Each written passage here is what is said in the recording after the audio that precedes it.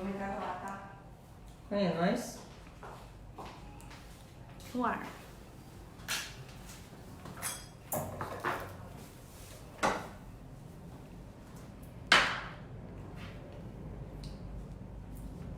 Oi, pessoal. Coloca aí ao vivo pra mim. Pessoal, tudo bem? Boa tarde. Bom, eu não poderia deixar o Natal passar, o Ano Novo chegar, sem contar e conversar com vocês sobre as últimas notícias, tudo que está acontecendo. Eu sei que muitos acompanham o dia a dia, mas assim, conversar diretamente, fazer um balanço do ano eu acho importante. E esses últimos 2 meses foram muito agitados, vocês acompanharam.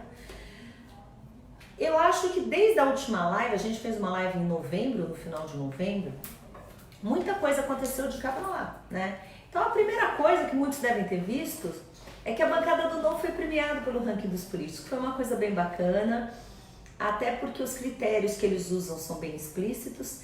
Então, vocês sabem que uma vez me perguntaram, então os 8 deputados do Partido Novo estavam nos 8 primeiros lugares do ranking dos políticos. E foram premiados 30 parlamentares, né, que são de vários partidos, tudo. E isso é muito bacana, porque mostra que tem muita gente boa naquele congresso. Eu já conversei com vocês que às vezes numericamente a gente não consegue fazer o que quer e virar o jogo, mas isso realmente tem aumentado. E os critérios que eles usam são combate a privilégio, né, quem abre mão de mais privilégio, uso do dinheiro público, quem faz mais economia com assessor, com gabinete, né, medidas de combate à corrupção e qualidade legislativa.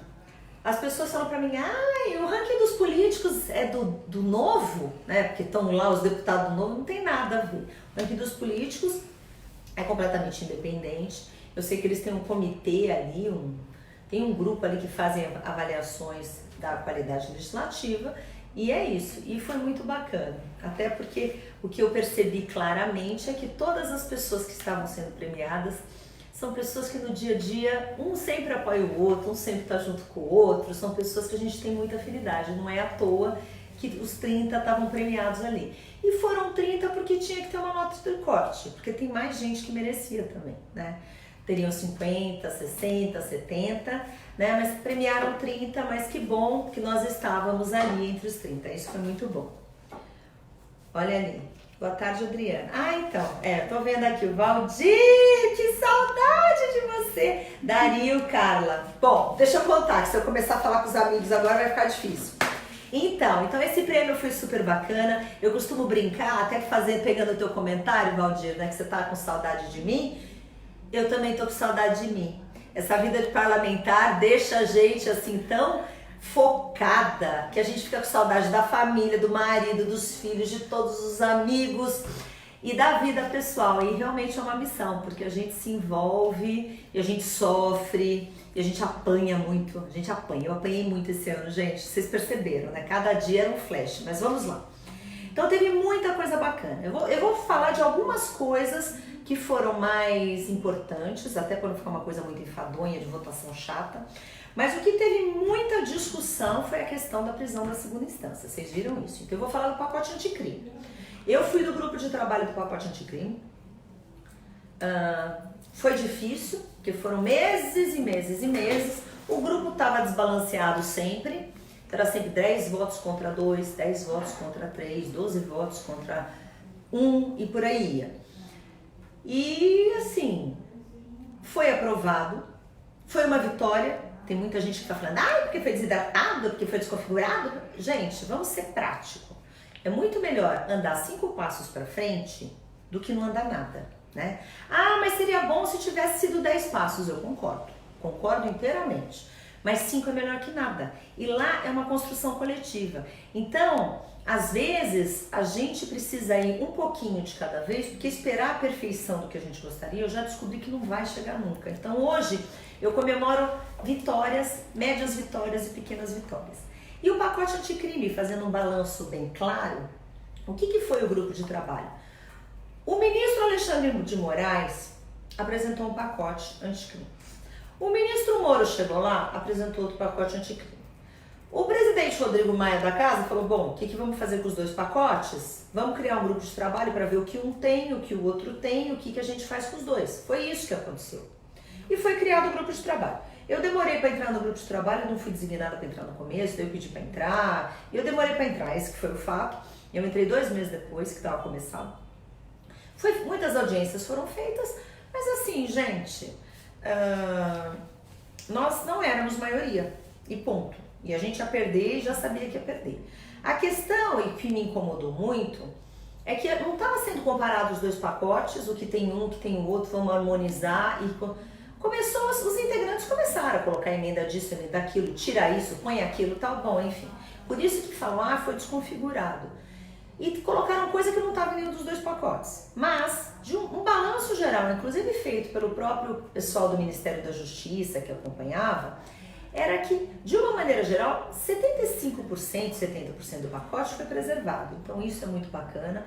Evoluímos sim. Ah, mas tiraram a prisão em segunda instância. Ah, mas teve mais coisa que tiraram, né? Tiraram o acordo negociado, que é quando você faz um acordo. Todos esses acordos que foram feitos, que a gente viu que tinha recuperação de dinheiro, é esse acordo. Tiraram. Tiraram também a videoconferência, o grupo de trabalho tirou, né? A maioria do grupo de trabalho.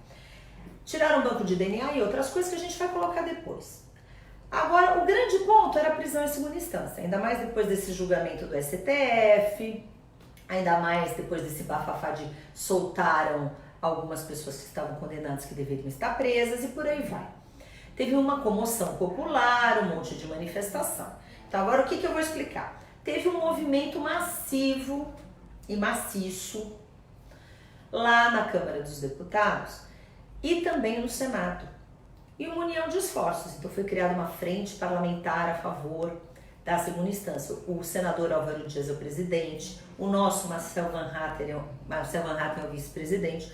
Todo mundo ajudou. Eu coletei 50 assinaturas para essa frente, assim, porque foi uma mobilização para todo mundo se unir em torno deste tema.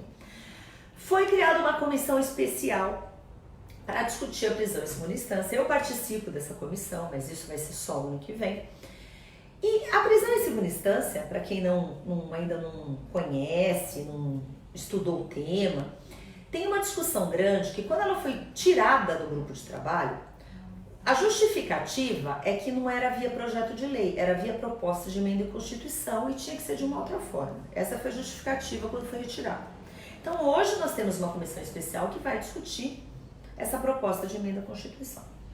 Paralelamente, nós temos um projeto de lei no Senado e um projeto de lei na Câmara dos Deputados, que é do deputado Gilson Marques, né, do Novo, é da bancada do Novo, que representa, que nós já coletamos assinaturas para urgência. Só que para ir para o plenário, para ser votado com urgência, precisa desapensar, isso quer dizer, separar dos outros que estão em trâmite. Então isso está andando, tá bom? Então não precisa ficar com desânimo, a prisão em segunda instância, porque paralelamente nós temos uma proposta de emenda à Constituição e 2 projetos de lei, um no Senado e um na Câmara, beleza?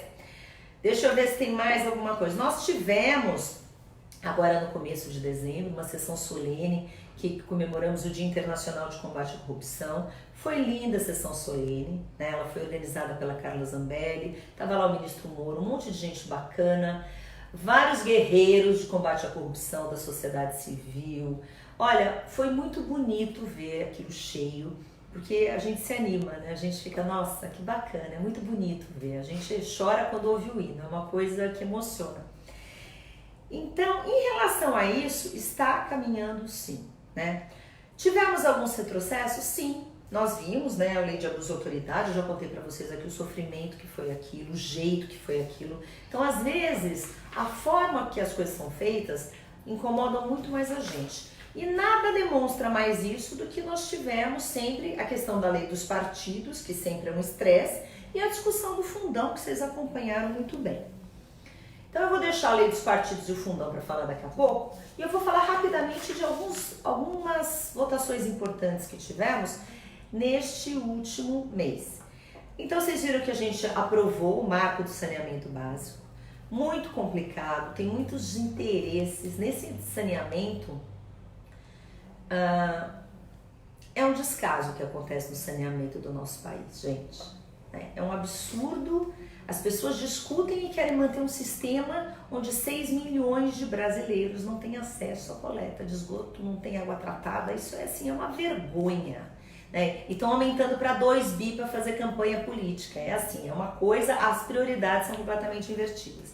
Mas aprovamos o marco de saneamento básico, foi muito sofrido, o prazo foi estendido. É claro que para aprovar as coisas, ou a gente cede em alguns pontos, ou a gente não aprova nada, né? Então, tem coisas que a gente vai ter que aprovar para daqui 10 anos, 20 anos, tal, porque senão não vai aprovar nunca. Infelizmente, o umbigo sempre fala mais alto.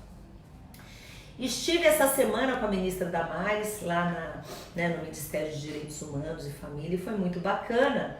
Estava a deputada distrital Júlia Lúcia, estava a deputada federal do PSL, a Cris Tonieto, e uma querida que é a secretária da família, que é a Ângela Gandra, é uma querida. Eu estudei com o irmão dela, então para mim é um prazer. Eu a considero assim uma pessoa muito especial. E elas têm feito um trabalho muito importante para fortalecimento da família, dos vínculos familiares.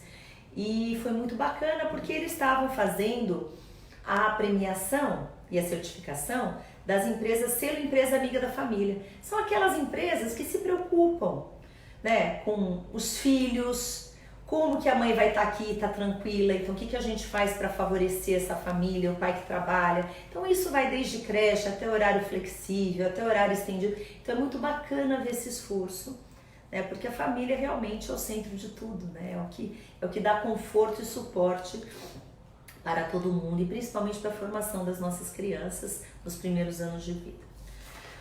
Agora, que vamos agora conversar. Eu esqueci de contar para vocês, aprovamos o programa Médicos pelo Brasil, né? Como eu já disse, tem coisas que tiram, tem coisas que põem, mas também foi um avanço. Qual que é o objetivo disso? Dar acesso, principalmente na atenção básica, para a nossa população, né? Porque a gente tem um sistema de saúde enorme, que é o SUS, que a gente conhece, né, que tem muita coisa para fazer, muita coisa para reclamar, mas tem muita coisa boa. A questão é como a gente torna o SUS sustentável. E esse programa Médicos pelo Brasil, ele foi aprovado. E várias audiências foram feitas ao longo desse ano, vocês acompanharam, para justamente discutir gestão do SUS, como faz isso, como faz aquilo. Eu fiz audiências de telemedicina, porque eu acho que a telemedicina é um instrumento importante que pode ajudar, a tecnologia ajudando no acesso, principalmente dos mais pobres, daqueles que estão longínquos, que não têm acesso. Então fizemos várias audiências. Da mesma maneira, a Frente Ética contra a Corrupção, que eu sou presidente, também fez vários eventos de transparência partidária, de fraudes no INSS. Então, a gente tem discutido com a sociedade civil, isso é uma coisa muito importante. Olha, vamos falar agora do fundão, que eu acho que o assunto é a bola da vez. Vocês viram que essa semana foi uma correria ali. Por quê? Para quem pensou, eu tô muito confusa. O negócio é o seguinte, o fundão, a primeira eleição, fundão é dinheiro público pagando campanha política, ponto. Esse é o resumo. Dinheiro público, vocês sabem que o Novo é contra dinheiro público, tanto para sustentar partido como para propaganda política. O fato é que quando foi proibido financiamento privado de campanha, que isso aconteceu por causa dos escândalos, né, das empreiteiras, isso que vocês acompanharam, desde 2018, o dinheiro do financiamento da campanha é público. E a gente é contra isso e a gente não usa. Qual que é o grande problema aqui? Era 1,6 bi de bola, tá? Bi de bibi. E aumentaram, como a eleição, o ano que vem nós temos eleições municipais, 5.500 municípios, né? Um monte de vereador, um monte de prefeito. A Comissão Mista de Orçamento aprovou 3 bilhões e 800 milhões de reais, dobrou. E vocês devem ter acompanhado, né? A gente conseguiu votar nominalmente lá na Comissão Mista de Orçamento, a gente teve apoio do deputado do PSOL, a gente teve apoio do deputado do PSL, porque, né, dos deputados que estavam lá do PSL, porque para pedir nominal tem que ter um número mínimo. E foi muito bacana, votaram nominalmente, quer dizer, pelo menos vocês sabem quem foi a favor e quem foi contra. Eu já acho isso, essa transparência é o mínimo que a gente pode esperar.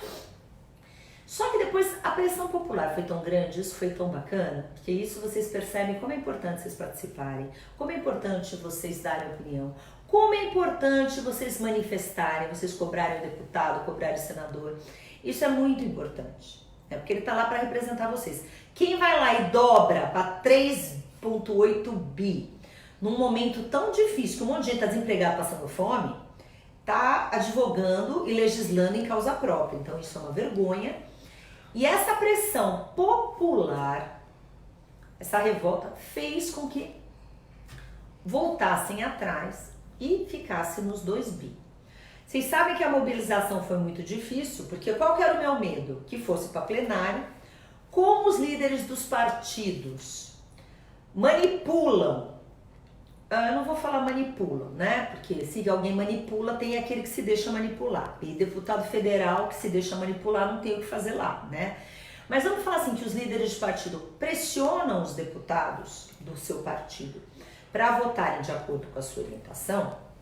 A minha preocupação é que fosse goela abaixo, como foi o abuso de autoridade, como foi a anistia dos partidos e várias outras que vocês acompanharam, que falasse, tá aqui o aumento de 3,8 bi, ou aqui o orçamento, nem falasse do fundão, todo mundo aprovasse simbolicamente, isso quer dizer sem nominal, aquele valor. Eu tava assustadíssima com isso. Eu falei, gente, se passar desse jeito aí, parece que todo mundo quis votar a favor desse orçamento, porque olha o problema sério que nós temos. O orçamento precisa ser aprovado, é o orçamento do Brasil, o orçamento do ano inteiro. E uma das 415 mil linhas que tem ali é o fundo eleitoral. Se a gente não tira o fundo eleitoral dessa discussão, a gente não aprova o orçamento. Se a gente fala sim para o orçamento, o fundão está ali, a gente está concordando com o fundão. Então, qual que era o nosso desespero? Fazer com que a gente tirasse o fundo eleitoral para ser votado separado. E foi o que, graças a Deus, a gente conseguiu fazer. Eu passei a semana coletando assinatura, gente. Desde a semana passada eu estava coletando assinatura, porque tanto para pedir nominal, como eu queria que os parlamentares que fossem contra o aumento do fundão se pronunciassem e falassem, eu sou contra, até para mostrar que a gente tinha vários ali que tinha que ser nominal, senão ia parecer que todo mundo queria aquele aumento. No final, como eles baixaram para 2 bilhões, a preocupação era o quê? Vamos discutir o fundão separado. E foi o que aconteceu, vocês devem ter acompanhado. Nós perdemos. Então, eu coletei 60 e tantas assinaturas que eram necessárias numa sessão do Congresso para ter o destaque. E foi muito bacana ter apoio dos colegas, né? Porque essa hora muitos deixam de assinar e falam, eu sou contra, né? Mas eu não vou assinar porque é meu partido e tal. Então, foi muito bom ter apoio desses 60 e tantos parlamentares. E a gente queria reduzir o fundão. Daí tem gente que fala assim, mas se vocês são contra, por que vocês não mandaram reduzir para 0? Né? Por que vocês mandaram reduzir 700 milhões, 670? Porque o prazo de pedir redução já tinha acontecido na Comissão Mista de Orçamento. E o que a gente tinha era um pedido de redução de uma outra reclamação que a gente fez quando teve aquela discussão das diferenças de valores do orçamento. Então, em termos práticos, nós entramos com a emenda, foi muito bacana, a gente conseguiu as assinaturas, a gente conseguiu destacar, a gente pegou a emenda que já tinha sido apresentada, nós destacamos, nós conseguimos nominal, né? Com o apoio de outros partidos, o PSL pediu nominal, o Novo não pode pedir nominal sozinho, as pessoas falam, por que vocês, né, por que você fica coletando assinatura para nominal? Porque o Novo não consegue pedir sozinho, porque para pedir verificação nominal na hora, tem que ter no mínimo 31 deputados, e o Novo tem 8. Então, o PSL, o Felipe Barros, a Bia Kicis, eles pediram verificação nominal, e todos nós pedimos, né, mas o decisivo era quem tem número para isso. Teve a votação nominal e vocês viram. A boa notícia, gente, é que nós estamos aumentando o número. Porque nós tivemos 167 parlamentares que pediram a redução. Queria pôr 1,3 bi. Ainda é muito, tudo bem, mas lá era o melhor que deu para fazer. E estamos aumentando. Daqui a pouco a gente tem mais 30, mais 30 e olha...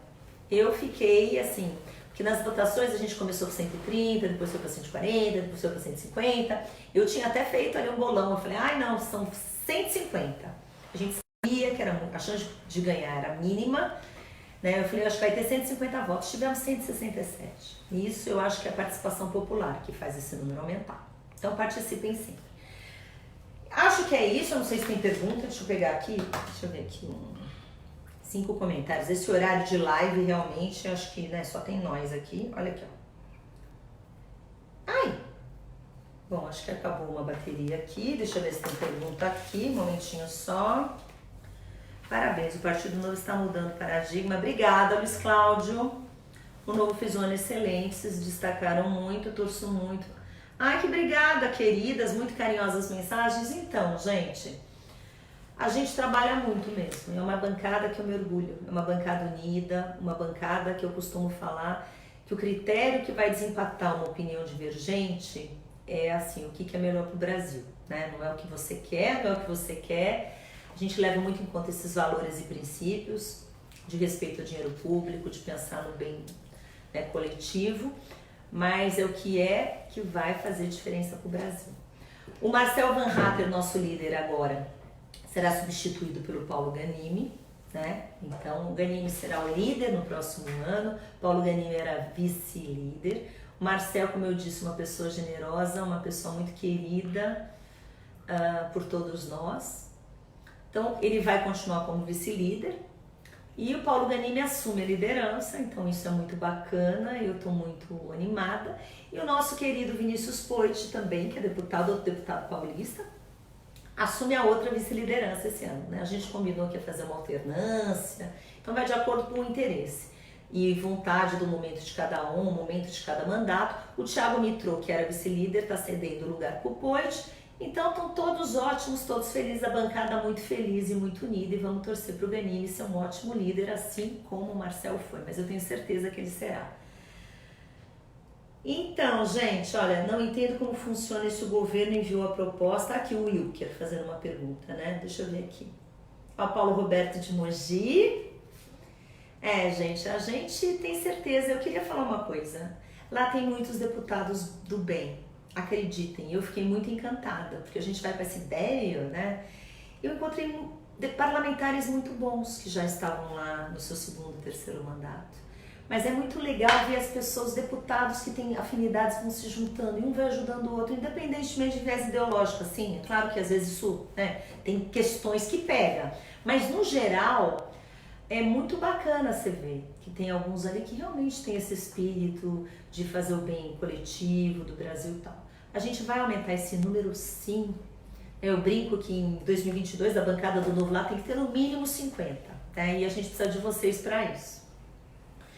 Agora, Wilker, a tua pergunta assim, o governo enviou a proposta e ficou na mão dos deputados como se não tivesse intenção dos partidos de olho eleitoral. Pois é, o que acontece? Eu não sei se vocês lembram, teve toda uma discussão de propaganda partidária, vocês lembram disso? A gente até o nosso destaque do Novo, caiu a propaganda partidária. Foi o máximo isso, gente, foi muito bom, muito gratificante. Porque o fundo eleitoral, quando foi criado, uma das justificativas foi que eles deixariam a propaganda partidária de lado. Eles abririam mão. E isso até o senador Randolfo Rodrigues falou várias vezes na tribuna. Falou, eu tô aqui envergonhado porque foi feito um combinado que o fundo eleitoral estava sendo criado, o financiamento público de campanha, e teria uma parte toda de isenção de renúncia fiscal aqui, que não seria mais utilizado até por uma forma de compensação. E estavam tentando colocar agora, esse ano, de novo a propaganda partidária. Então, quer dizer, é complicadíssimo. Principalmente porque boa parte dos políticos ali são donos de emissoras de rádio, de TV e tudo mais. Então, quer dizer, de novo, é legislar em causa própria e combina uma coisa, volta atrás, é muito errado isso. Então caiu e a gente ficou muito feliz que caiu.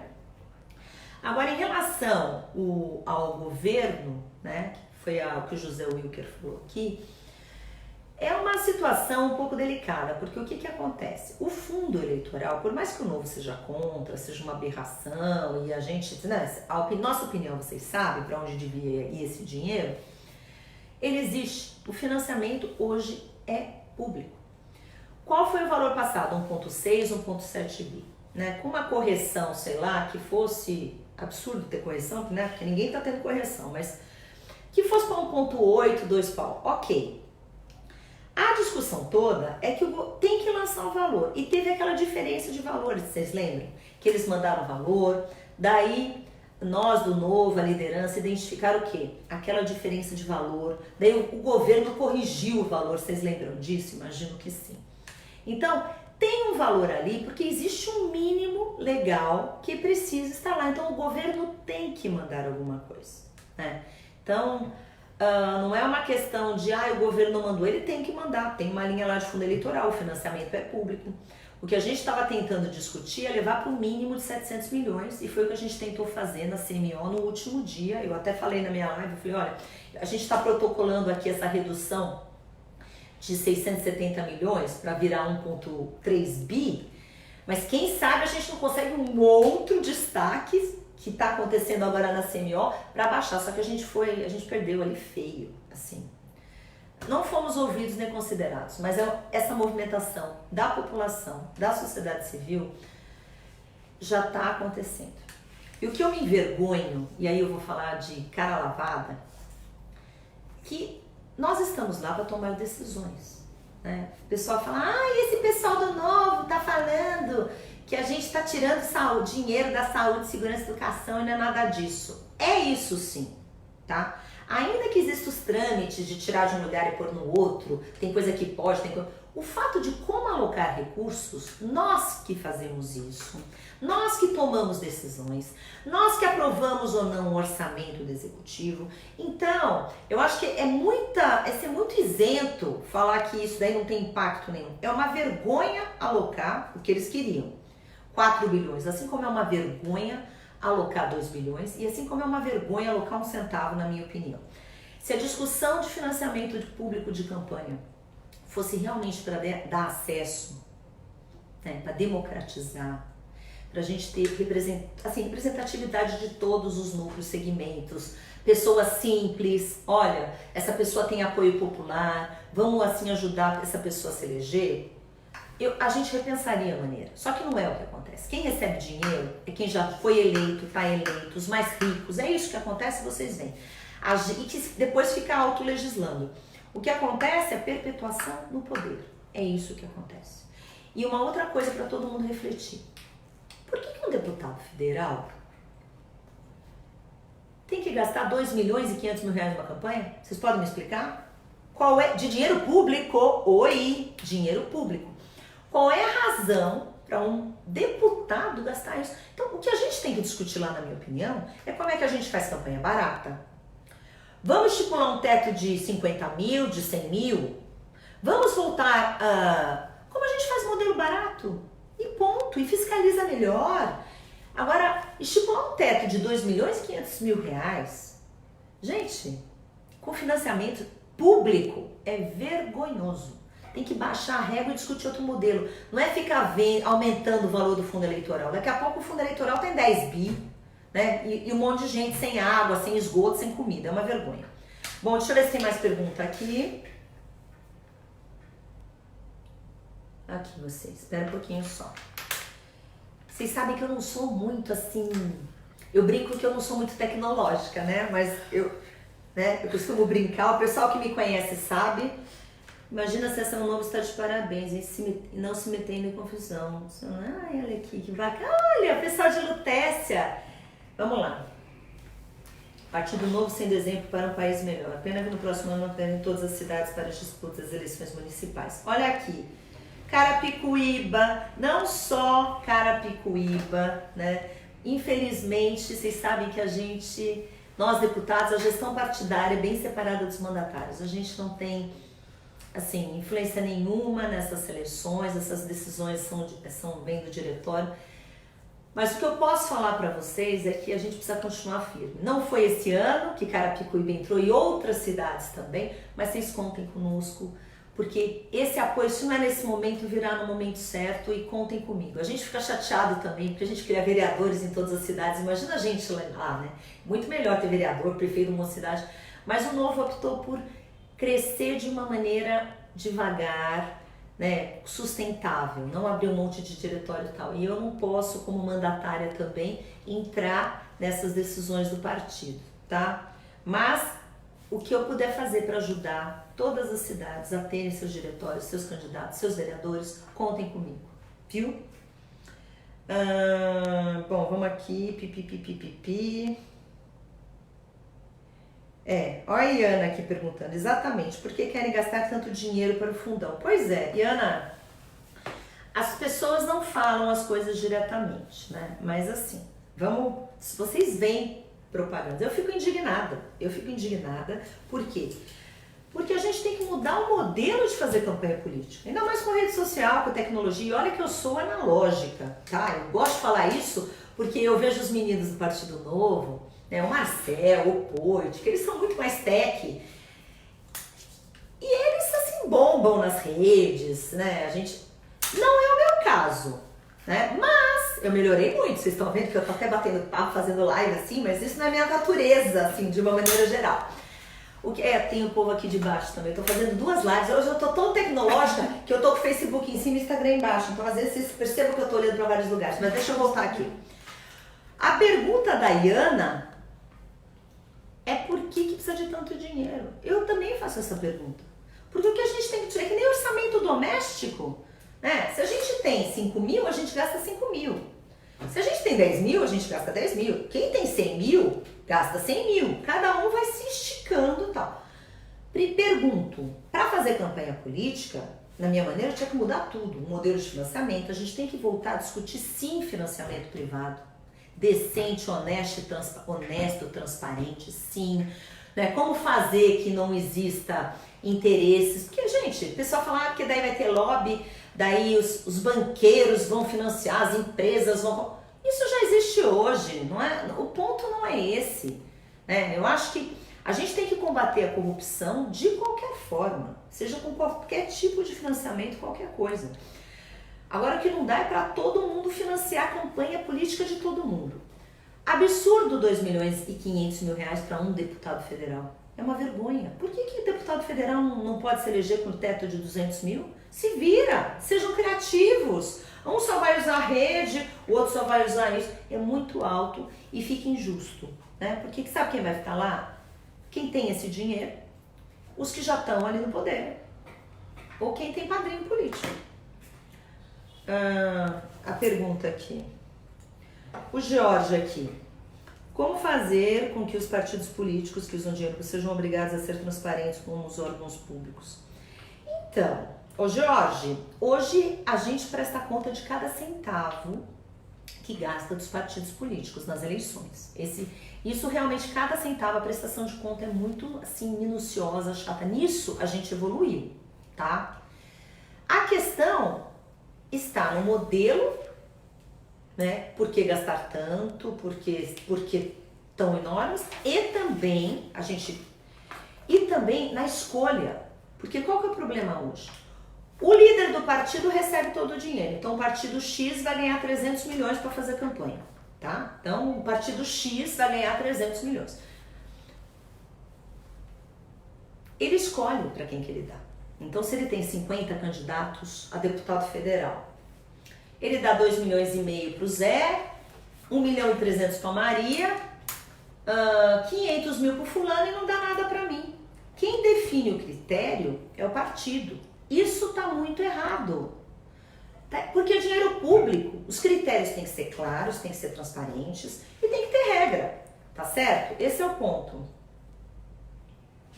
Estão falando para eu falar alguma coisa aqui. Ah, tá. E tem uma confusão que normalmente as pessoas fazem, por isso que me chamaram a atenção aqui, até para... Existe uma coisa que chama fundo partidário, que é mais ou menos 1 bilhão, que é distribuído entre os partidos para manter as estruturas partidárias, e existe o que a gente chama de fundo eleitoral, que é aquele financiamento especial de campanha, né? Que é os 2 bilhões que a gente estava discutindo essa semana, que é para fazer campanha política em ano eleitoral.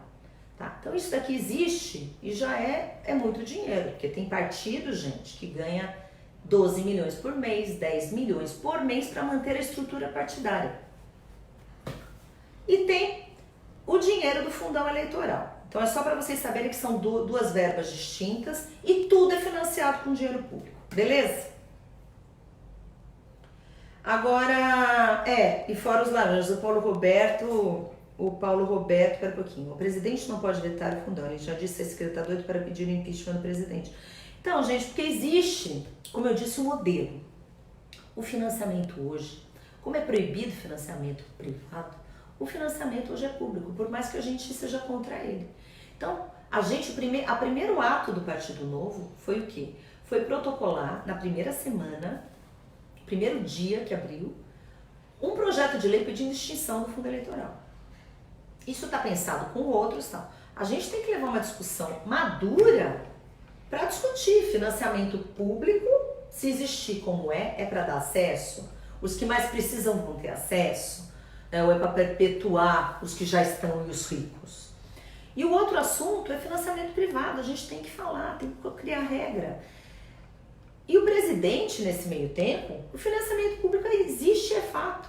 Né? Eu acho muito complicado ele vetar. Né? E eu também, a gente tentou diminuir para o estrago ser menor, mas assim, vetar, na minha opinião, é muito complicado mesmo ele vetar. Porque ele vai vetar, vai ser, todo mundo vai derrubar o veto, assim como a gente vão derrubar o veto, e é isso que vai acontecer. Né? E a outra coisa também, que a gente tem que lutar, são duas coisas.